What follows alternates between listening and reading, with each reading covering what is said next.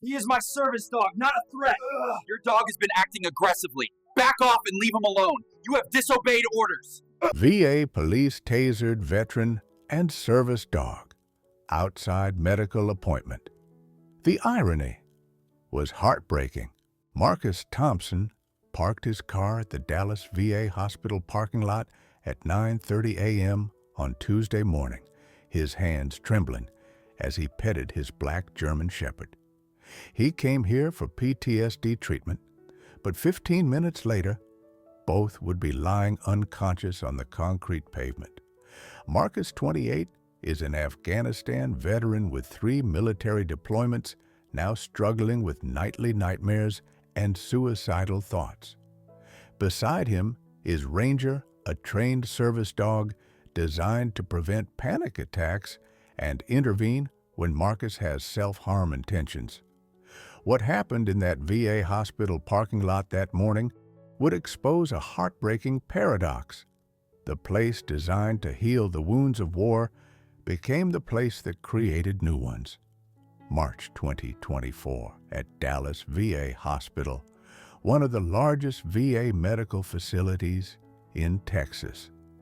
This expansive parking lot witnesses hundreds of veterans daily seeking help for physical and mental wounds. The warm Texas spring air carries tension around the security area as reports of aggressive veterans have increased. New VA policies require stricter verification of service animals following several fraudulent incidents. The hospital complex, a symbol of hope for millions of veterans, now implements heightened security measures that sometimes conflict with veteran needs. Recent policy changes prioritize force protection over veteran assistance, creating an environment where those seeking help are sometimes treated as potential threats. The irony is palpable.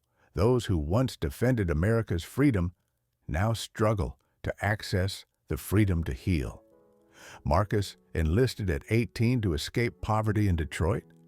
3 deployments in Afghanistan, he witnessed his teammate James die in an IED explosion in 2019. The sight of his best friend lying in a pool of blood never left his mind. Since then, Marcus began experiencing nightmares, panic attacks, and suicidal ideation. The trauma manifested as hypervigilance insomnia and an overwhelming sense of survivor's guilt that haunted him daily. Discharged in 2021, Marcus works part-time at an auto garage, earning just enough to cover rent for his small apartment. He lives alone with Ranger, avoiding family to spare them worry. The nightmares have worsened recently, and he's contemplated suicide 3 times. Only Ranger, trained to recognize crisis signs, has saved his life. His isolation has deepened as civilian life feels foreign and meaningless compared to military service. Marcus possesses an unexpectedly compassionate heart. He regularly volunteers at local animal shelters and helps other veterans find emotional support animals. Ranger isn't just a service dog, but his only friend who understands his pain. The dog can detect changes in Marcus's body chemistry before panic attacks occur and perform interventions to prevent self-harm. Marcus has developed remarkable patience and empathy through his struggle, making him a natural advocate for other suffering veterans. Marcus desperately needs medical assistance from VA hospital. The nightmares have escalated to where he can't sleep more than 2-3 hours each night. Without treatment, he might not be able to resist suicidal thoughts again. Ranger is essential for keeping him safe, but the dog's presence creates conflict with new VA security regulations. The biggest challenge: how to receive treatment without being separated from Ranger, something that could trigger a severe psychological crisis. The stakes are life or death. Marcus needs professional help to survive his PTSD, but the system designed to help him might deny access to his lifeline. This creates an impossible situation where seeking help becomes its own trauma trigger. But fate led him to a crossroads no one could have anticipated, where those entrusted to protect veterans would become their greatest threat. The call from Dr. Sarah Martinez, VA psychologist, came Tuesday evening. "Marcus, I have an opening tomorrow morning. I know you've been waiting 6 weeks. Can you make it?" The doctor's voice carried concern, hearing Marcus describe increasingly severe nightmares. The night before, he'd stood on his 8th-floor balcony for 20 minutes, only Ranger's persistent tugging at his shirt bringing him back inside. "I'll be there," Marcus whispered, hands shaking as he hung up. He knew this might be his last chance for help before everything became uncontrollable. This decision required enormous courage. After 3 years of avoidance, he was finally ready to face the demons in his mind. The appointment represented hope, but also terrifying vulnerability.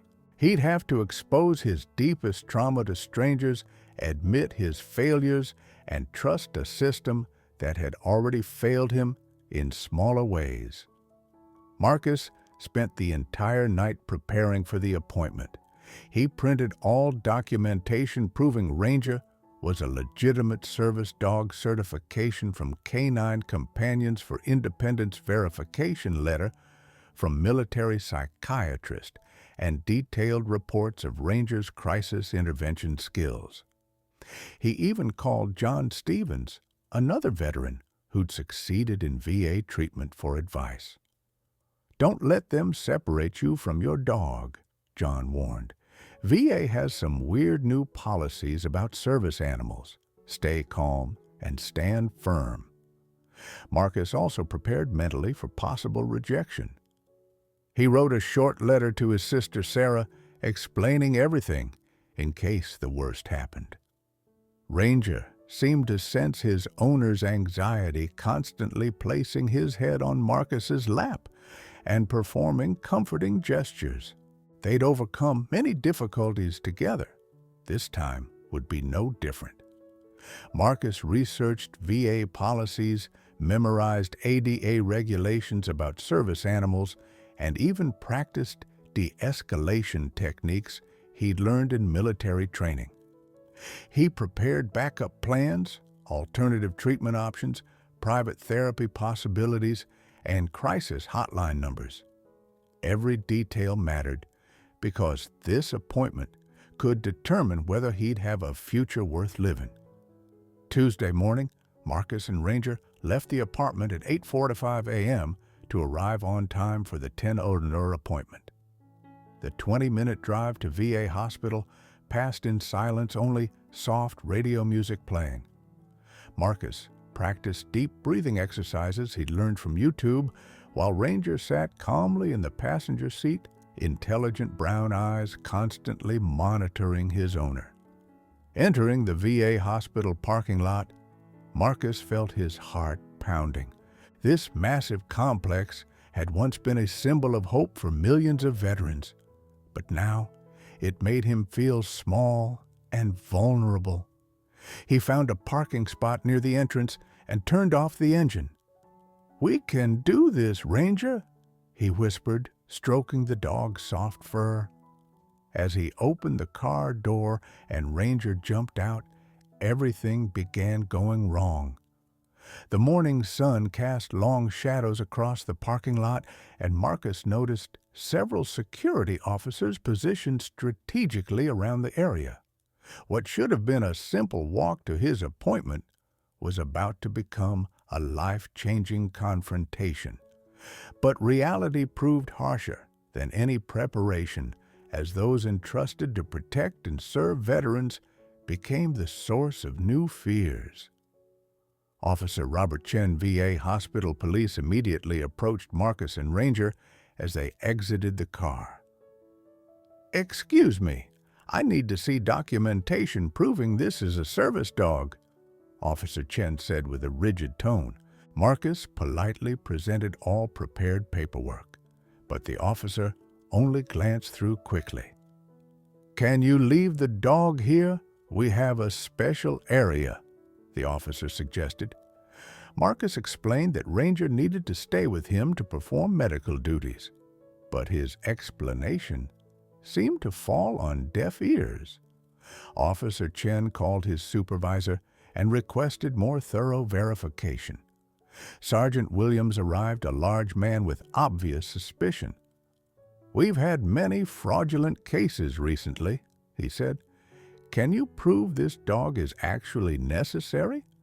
Marcus began feeling anxious, heart rate increasing. Ranger immediately placed his front paw on Marcus's thigh, a standard intervention gesture. "See," Marcus said, "this is exactly what Ranger does." But instead of understanding, the situation grew more tense. Rather than understanding, Sergeant Williams misinterpreted Ranger's action as aggressive. "Control your dog, it's attacking," he shouted, hand moving toward his taser. Marcus panicked, trying to explain, but his voice trembling with worry. No, Ranger is helping me stay calm. This is his job." But the more Marcus explained, the more agitated he became, and Ranger intensified his support actions, creating a dangerous circular pattern that escalated the misunderstanding. The commotion began attracting attention from other veterans waiting in the parking lot. Tom Rodriguez, 65, a Vietnam veteran, started recording with his phone. "Hey, this is a veteran like us," he told those around him. Maria Gonzalez, a female Navy veteran, approached. "Officers, can I help somehow? I understand service dogs." But the veteran community's intervention made VA police feel more threatened. Officer Chen called for backup on radio. "We have an escalating situation in parking lot sector C. Veteran with dog may need assistance." The words "escalating" and "may need assistance" broadcast across the entire VA radio system, drawing more officers to the scene. This created a much more tense situation than reality warranted. A man seeking medical help was now treated as a threat. The gathering crowd of veterans created additional pressure. Many had their own service animals and began voicing support for Marcus. "Let him through," someone shouted. "He's one of us." The collective veteran voice meant to help, instead reinforced police perception of a volatile situation, requiring force rather than understanding. Amid the chaos, Marcus experienced a crucial moment of clarity. He realized he was facing the same type of conflict and misunderstanding he'd witnessed in the military, where lack of understanding and fear could turn simple situations into disasters. Instead of letting panic control him, Marcus began using breathing regulation techniques he'd taught himself. "I am Sergeant Marcus Thompson, 153rd Airborne Brigade," he said with a calmer voice. "I served this country through 3 deployments. Ranger is a medically certified service dog helping me with PTSD and suicide prevention. We just want to get to my treatment appointment." For the first time in months, Marcus felt he was fighting for something more important than just survival. He was fighting for the right to be healed. This moment marked a turning point in his character development. The scared, isolated veteran began transforming into an advocate. He found strength in his military identity and service record, using them not as weapons but as bridges to understanding. His voice carried new authority, not from anger, but from dignity and legitimate purpose. Despite Marcus regaining composure, the situation wasn't improving. Sergeant Williams, a former Marine with Afghanistan experience, was applying force protection mindset, protecting through force instead of veteran assistance, thinking supporting veterans. He saw a potential threat rather than a fellow serviceman needing help. Thompson, you need to comply immediately or we'll have to take action. Sergeant Williams' warned hand already on his taser. The surrounding veterans began feeling tension. They realized this could happen to any of them.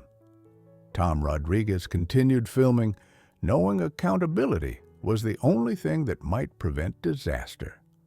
Ranger, with sharp animal instincts, sensed the increasing danger. The dog positioned himself between Marcus and the officers, not aggressively, but protectively.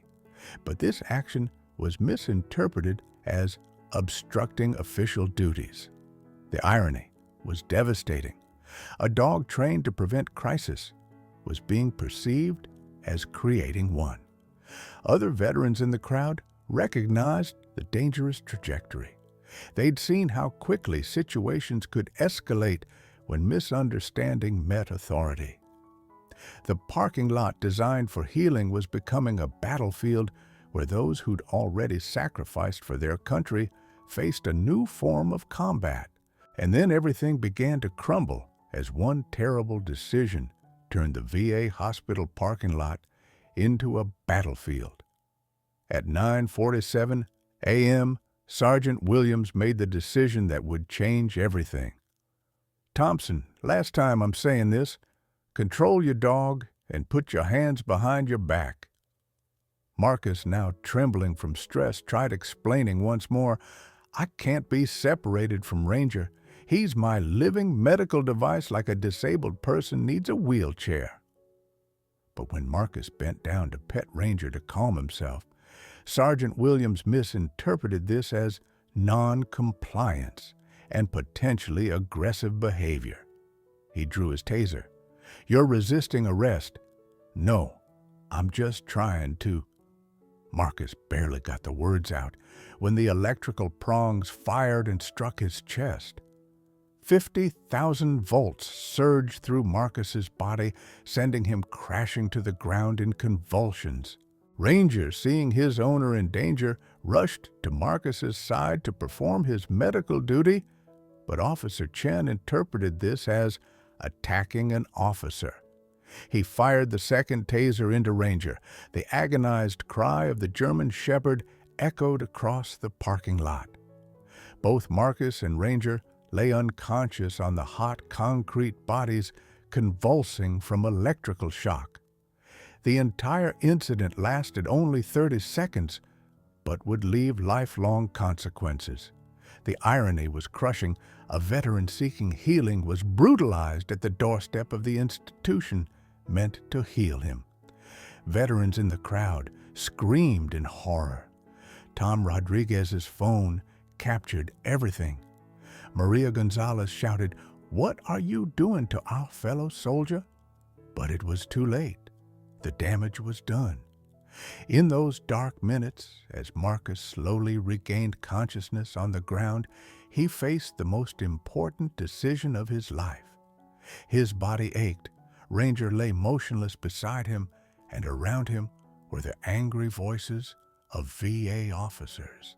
Every instinct screamed, "Run away, avoid these people, avoid the system that betrayed you." He could stand up, carry Ranger to the car, and drive home. He could give up the hope of treatment and accept life in PTSD's darkness. He could let the demons in his mind win. The easy path was retreat, isolation, and eventual surrender to the suicidal thoughts that plagued him. But seeing Tom Rodriguez still filming and Maria Gonzalez shouting, "What are you doing to our comrade?" Marcus realized something more important was happening. This wasn't just about him anymore. This was about every other veteran who might enter this parking lot with their service dog. This was about ensuring no one else had to experience what he just endured. The moment became a crossroads between victim and victor, between retreat and resistance. Marcus felt the weight of representation. He wasn't just Marcus Thompson anymore, but the voice of countless veterans who'd faced similar injustices silently. His pain could become purpose. His trauma could transform into testimony. "I won't let them win," Marcus thought silently, feeling Ranger weakly stirring beside him. "I'll fight, not just for myself, but for all of us." Marcus made the decision that would define the rest of his life.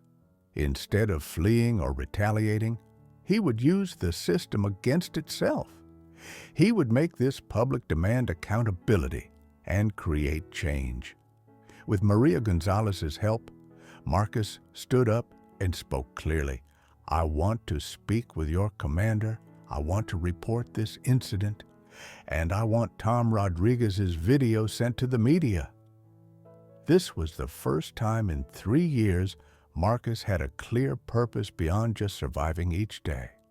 He found strength not in anger, but in justice, not in revenge, but in reform. The veteran who'd been broken by war and nearly destroyed by his own government was choosing to rebuild not just himself, but the system. Ranger, though still weak, sensed the change in Marcus's energy and crawled to his side. Both wounded, but not defeated, they were ready for the next battle. This time, however, they wouldn't fight alone. They had allies, evidence, and most importantly, a cause greater than themselves. This was the moment everything depended on a single decision, whether Marcus had enough courage to turn pain into power, injustice into justice. In the following hours, Marcus and Ranger were taken to the VA hospital emergency room, a bitter irony as they finally entered the hospital, but not for the original reason. While doctors examined both their conditions, Marcus began building his action plan. He called his sister Sarah, a civil rights lawyer in Houston.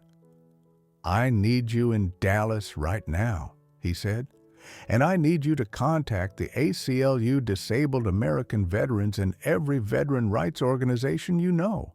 Maria Gonzalez and Tom Rodriguez stayed at the hospital with video evidence of the entire incident.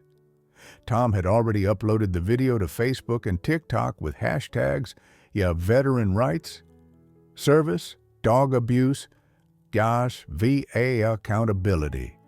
Dr. Sarah Martinez, the psychologist Marcus was supposed to meet, came to the emergency room. "Marcus, I'm so sorry about what happened," she said with tears in her eyes. "This isn't how we treat heroes."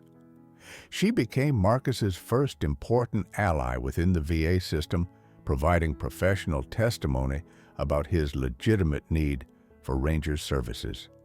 Marcus also connected with veteran advocacy groups nationwide, building a network of support that would prove crucial in the coming battle. News of the incident spread rapidly. Tom Rodriguez's video reached 100,000 views within 6 hours. Local news stations began calling. Veterans Affairs headquarters in Washington, D.C. received hundreds of protest calls. Dallas VA Hospital suddenly became the center of a national PR crisis. Hospital Administrator James Walsh called an emergency meeting. Sergeant Williams and Officer Chen were suspended pending investigation, but the damage was done. "Veteran betrayed" became a trending topic on Twitter. CNN, Fox News, and MSNBC all covered VA police tasers, veteran, and service dog. Marcus, still under medical observation, realized he was at the center of a storm. Every decision he made from now would affect not just him, but millions of other veterans. This pressure was both terrifying and empowering. For the first time since returning home, Marcus felt he had purpose. The stakes grew higher as political figures began weighing in. Some supported Marcus, Others defended VA security protocols. The story became a flashpoint for broader debates about veteran care, disability rights, and police accountability. Marcus found himself thrust into a role he never sought, but was uniquely qualified to fill. The next day, Marcus held a press conference right in the parking lot where the incident occurred. Sister Sarah stood beside him as his legal representative. Ranger, recovered but still weak, sat by Marcus's feet as a powerful symbol of resilience. Dozens of local and national reporters attended. "I don't stand here in hatred," Marcus began, his voice trembling but determined. "I stand here in love for my fellow veterans, love for my country, and love for the system we can fix." He recounted the entire story, from Afghanistan nightmares to the decision to seek help to what happened in the parking lot. His testimony was raw, honest, and deeply moving. The response wasn't entirely positive, as Marcus hoped. Some online comments suggested he was overreacting and seeking attention. A small group of protesters appeared with signs reading, "Support our VA police."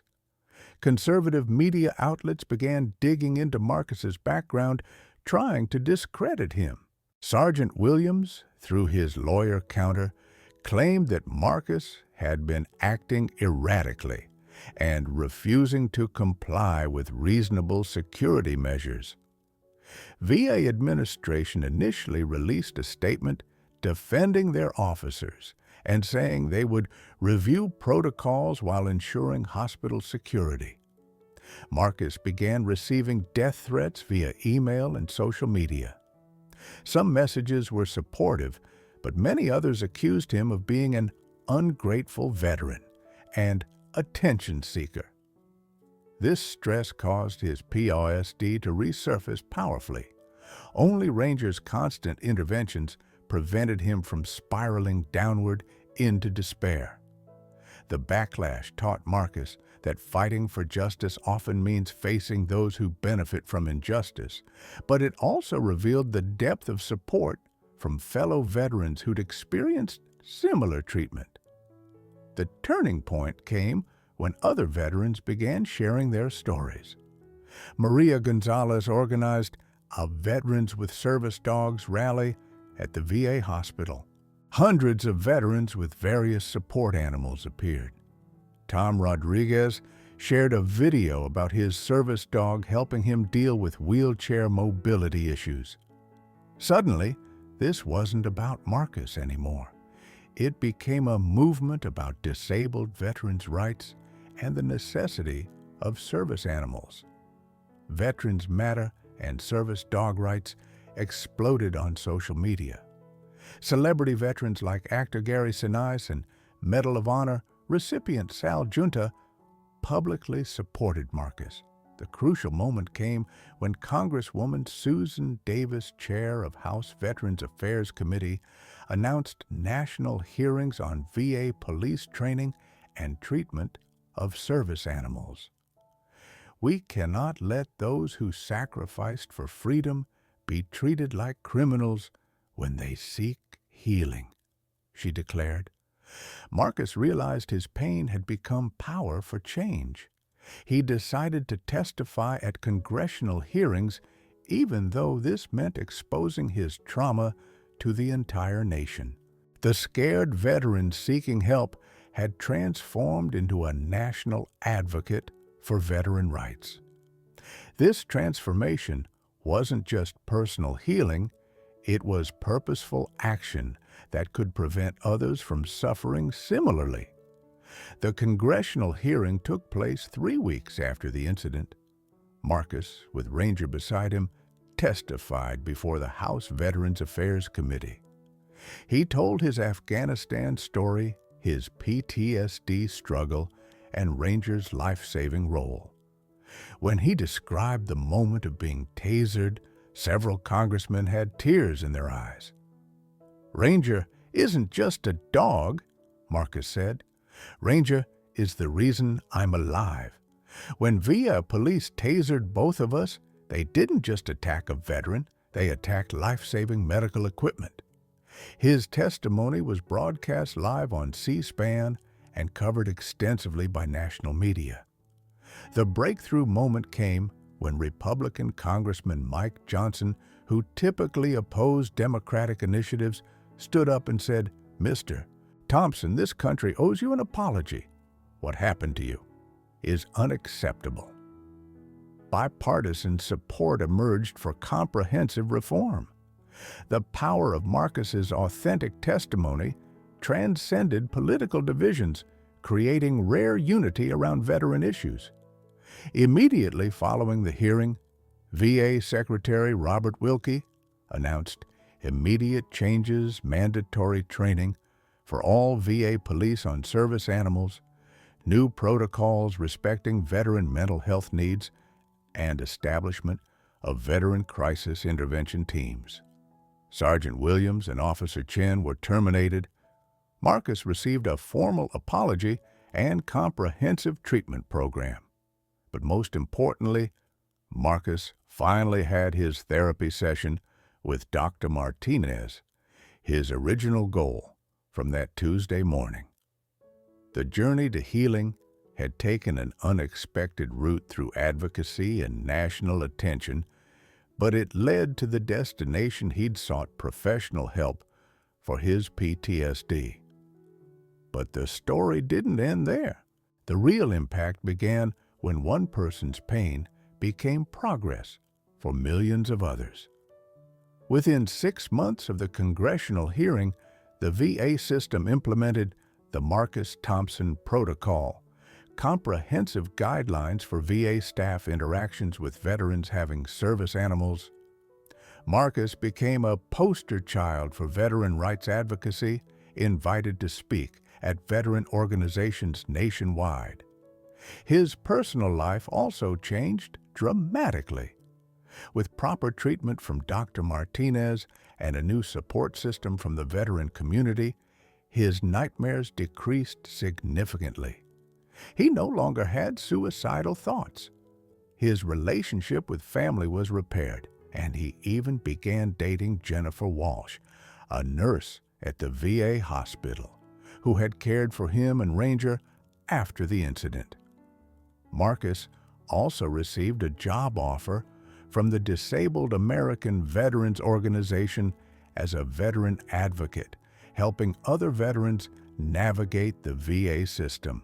For the first time since discharge, he had stable income and a sense of purpose beyond mere survival. 2 years after the incident, changes in the VA system were evident and lasting. VA hospitals nationwide reported a 90% reduction in conflicts related to service animals. Veteran satisfaction scores increased significantly. Training programs that Marcus helped develop were replicated at military installations worldwide. Legislative impact was also significant. Congress passed the Veteran Service Animal Protection Act, bipartisan legislation protecting the rights of veterans with properly certified service animals. This act extended protection beyond VA facilities to public spaces, airlines, and housing. Internationally, Marcus's story inspired similar reforms. The UK Ministry of Defence invited him to speak about veteran mental health and service animal integration. The Australian Department of Veterans Affairs implemented training programs based on the Marcus Thompson Protocol. Ripple effects extended to the civilian disability rights movement. Americans with Disabilities Act enforcement was strengthened following public attention to service animal discrimination. Law enforcement agencies nationwide updated protocols recognizing that interactions with individuals having service animals require specialized approaches. The story became a case study in advocacy schools and disability rights courses, demonstrating how personal trauma can catalyze systemic change when channeled through proper advocacy channels. Marcus transformed from an isolated, struggling veteran into a national advocate and symbol of resilience. He married Jennifer in 2026, and they adopted another veteran dog, Buddy, a German Shepherd retired from military service. Marcus and Ranger became a therapy team, visiting other veterans with PTSD.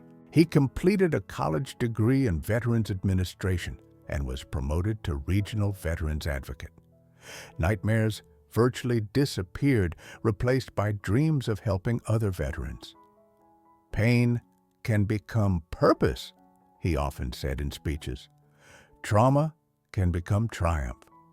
His transformation proved that healing isn't just personal, it can be communal and systematic. Marcus's story demonstrates that individual courage can create systemic change. When institutions fail us, we have the power to heal them. Every person struggling with trauma, discrimination, or injustice has the potential to turn their pain into progress for others. Heroes aren't born, they're forged in adversity and tempered by the choice to fight for what's right. Today, Marcus Thompson continues his work with VA hospitals, ensuring no veteran experiences what he endured in that Dallas parking lot. Ranger, now 8 years old, still serves faithfully, proof that healing partnerships between humans and animals can overcome even the greatest challenges. Their story reminds us that sometimes those who need healing most are those with the greatest capacity to heal others.